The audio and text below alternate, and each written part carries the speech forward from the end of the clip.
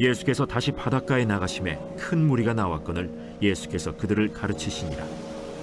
또 지나가시다가 알페오의 아들 레위가 세관에 앉아 있는 것을 보시고 나를 따르라 하시니 일어나 따르니라.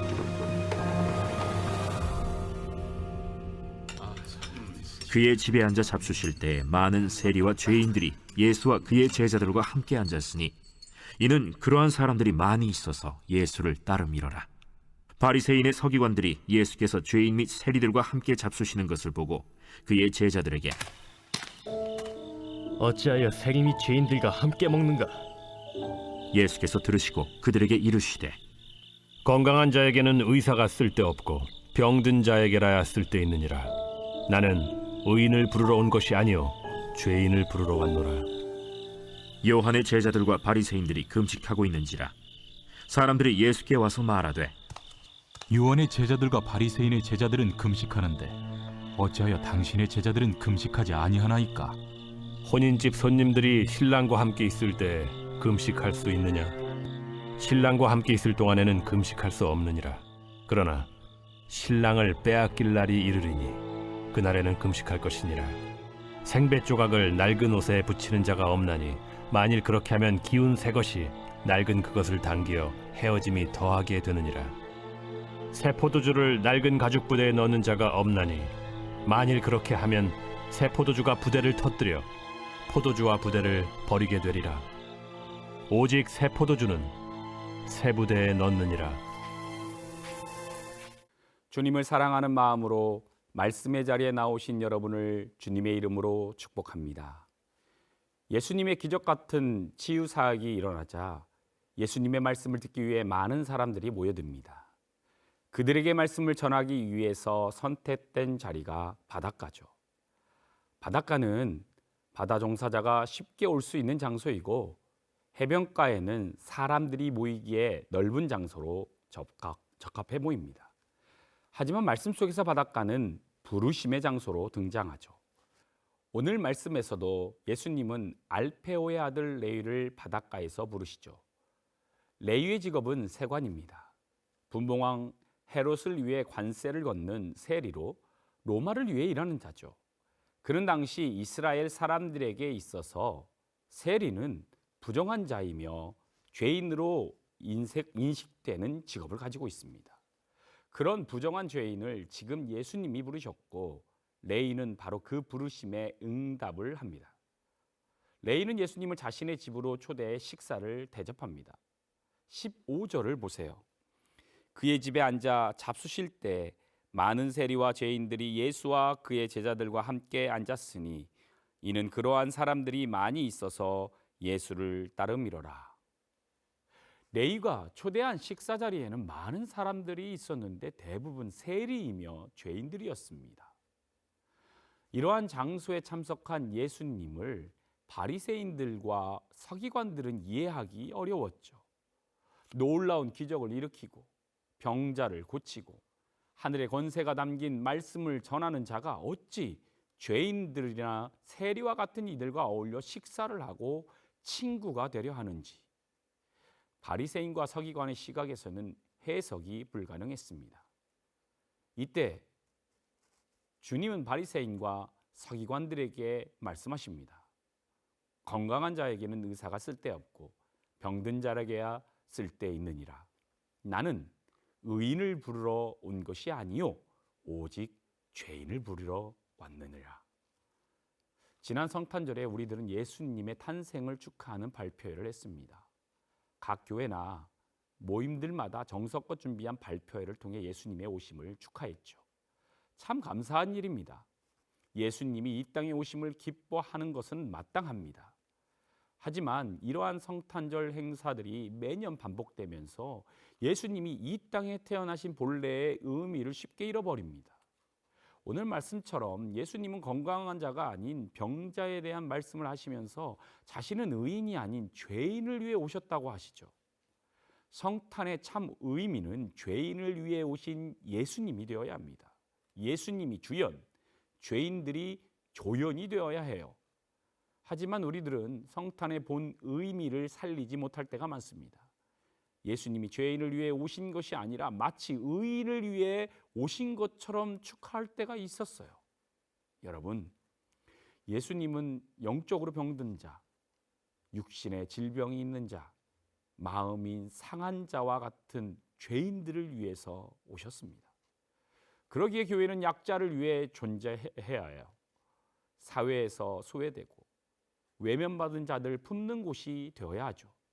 버림받는 그들이 교회로 인도되어 예수님의 참 사랑을 느끼고 평안을 누리며 위로를 받을 수 있어야 하는 것입니다. 예수님에게 몇몇 사람들이 몰려와 그의 제자들에 대한 의문을 제기하고 있습니다. 예수님, 요한의 제자들과 바리새인들은 금식 시간을 정해서 금식을 하는데 왜 당신의 제자들은 금식을 하지 않습니까? 이에 예수님은 그들에게 신랑의 혼인잔치에 대한 비유를 말씀해 주십니다. 혼인잔치에서 금식을 할 수는 없다. 그러나 신랑을 빼앗기게 되면 금식하게 될 것이라 말씀하십니다. 이 말씀은 예수님의 십자가 고난과 죽음에 대한 예언의 말씀이기도 하죠. 그 당시 뇌에서는 금식 규례를 지키는 것은 그 사람을 의롭게 만든다고 생각했어요. 이런 금식 전통과 관습을 따르는 행위만이 의로운 삶을 살아갈 수 있다고 믿었던 것이죠.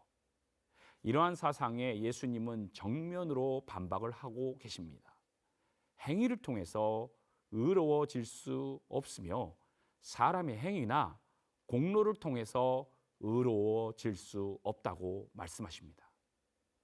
그래서 21절과 22절에서 예수님은 그들을 향해서 낡은 옷에 새 천조각을 붙이거나 새 포도주를 헌 부대에 담는 일은 어리석은 일이라고 말씀하시고 계세요. 여러분, 이 말씀은 우리들이 꼭 새겨들어야 할 말씀입니다.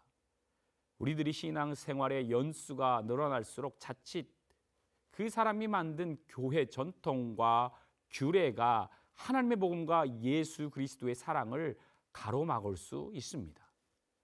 교회 안에서 직분이나 봉사를 맡는 연수와 횟수가 늘어갈수록 예수님 중심의 사고를 하기보다는 전통이나 관습들로 교회를 이끌어가려는 죄의 본성이 드러나게 되죠. 성도 여러분, 예수님은 지금 우리들에게 낡은 옷이나 낡은 부대에 얽매이지 말라고 하세요. 겉으로 보이는 위선적인 경건을 경계하고 인간적인 정통에 얽매이지 말며 오직 새로운 하나님 나라와 예수님이 주신 새로운 계명에 순종해야 한다고 말씀하시고 계십니다.